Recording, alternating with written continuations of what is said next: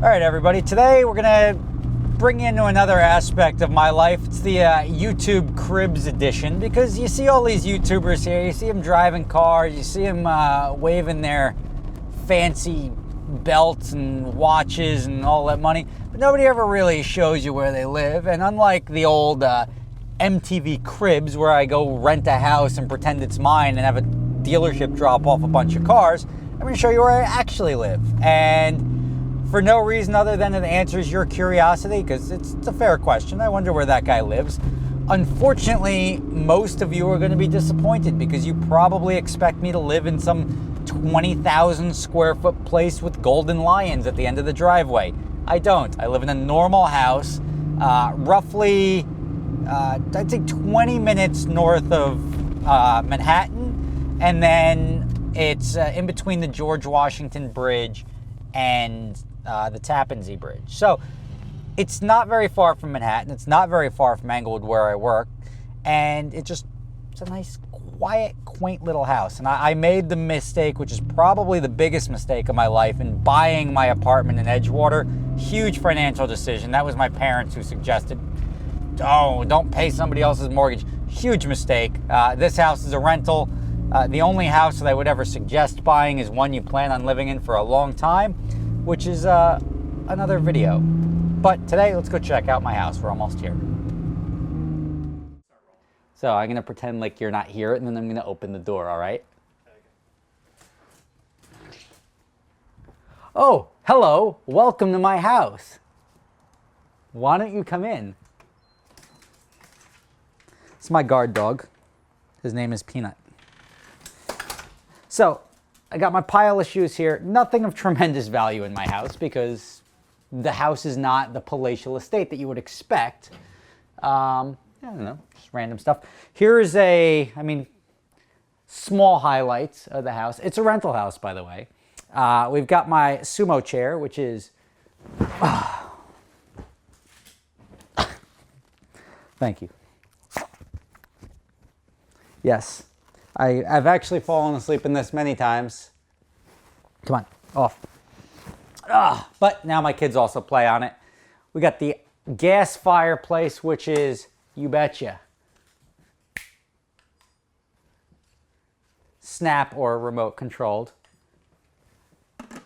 Clock that I got from I think it was my aunt. Got it for our wedding. It's an Atmos clock. It's supposed to work off of atmosphere, but that also means it's never really right. It's actually hard to dial in. If you come, I'll go this way. And you ignore all the kids' toys. I have kids. And you don't see them on the channel, because I don't put them on the channel or on my internets. Kitchen, nothing incredibly fancy. We got baby bottles, we got pots, pans, espresso makers. Over here is actually cool. This is Ariel, but my little whiskey collection. Not really much. Glenfiddich 15 right now is the fave. But I'm into like the Yamazaki and the Japanese whiskeys at the moment. I got some Suntory here. Stranahan's is pretty good. Johnny Walker Gold, not really a fan. A little too smoky for me. Stranahan's out of Colorado. Good bottle. Arborlauer 12, another good one. I usually have Johnny Walker Blue in the mix, but I ran out of that. And then some tequilas. We got like Don Julio. A bottle of Grey Goose. That's the go-to counter. I got some Lamborghini wine back here. And then I've got some Antinori and Bondisanti. And then this is actually one of my favorite little wines, and it comes in half bottles. This is Elk Cove. It's Willamette Valley out of Oregon. Real nice if you're a drinker, or if you like it. Wine's been bothering me recently. The tannins dry out my throat at night. This is the living room area. Which is cool, because it's got a photo of my wedding up there. I got married down in the Bahamas, and this is the Cove pool at the Atlantis. It's, if you stay at the Cove, you get access to this like really cool pool. It's got a casino outside. It's got the DJ booth. It's got the cabanas. Real nice. It's like a bunch, like virtually everyone in this photo is actually at my wedding. Well, everybody in the photo is at my wedding, but virtually everyone in the photo is attending my wedding. Another fireplace, real fireplace. I tried lighting that a couple of times, once or twice successfully. The rest of the time I sort of smoked out the house. The plume was open, but I gave up on that because it wasn't really worth it. I got the jacuzzi out back here, but the jacuzzi never gets used. I did it for a year, and that's when I learned it's great. Stuff like that is a great example of what not to do. The jacuzzi is a great idea. In my head, I have these like Snoop Dogg parties going on. Everybody I know is coming over and hanging out, and we're grilling in the jacuzzi. Got used like 3 times. It's actually absurd. And I was paying a company to make sure the chemicals were all right in it. They'd come once a week. It's costing me about $450 a month to have a jacuzzi. If you factor in the additional electric bill, having that thing up and running, ready to go. I did it for like 7 months, never again. It sat there for the last 5 years.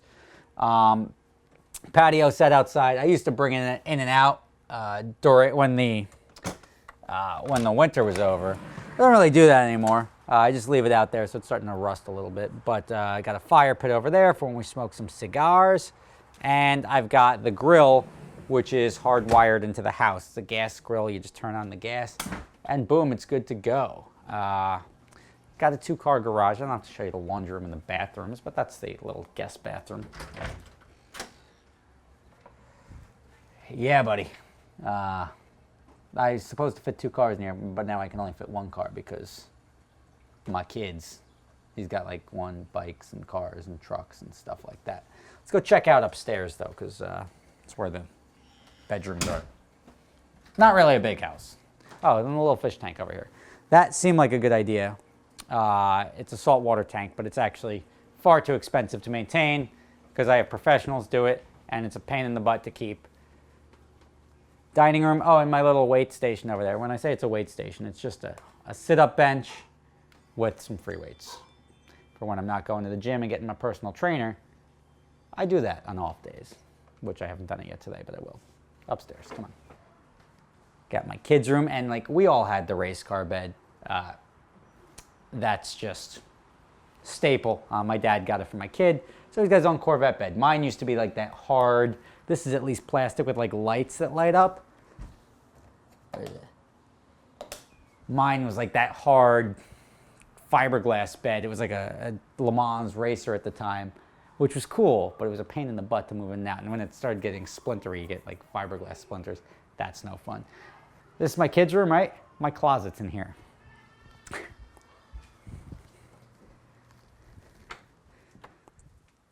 So here's my clothes. And my cowboy hat. Watch winder I don't use.